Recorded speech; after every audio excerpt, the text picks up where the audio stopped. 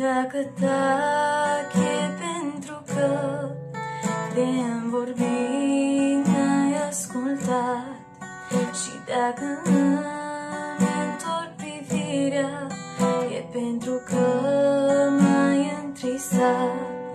Și câte rani în al meu suflet și câte cuie în palma mea, cu a tale fapte și umblare ai pironit ființa mea.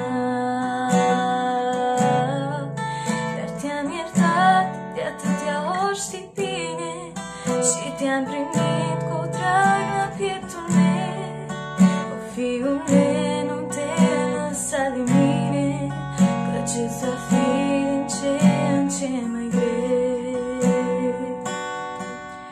Și te-am iertat pentru că tu ești prețios în fața mea, iar de vei sta sub a mea pază, mereu voi fi de partea ta.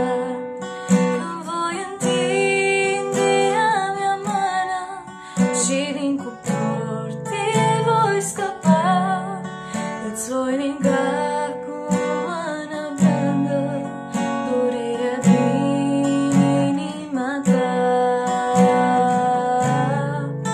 Dar te-am iertat de atâtea ori, știi bine, și te-am primit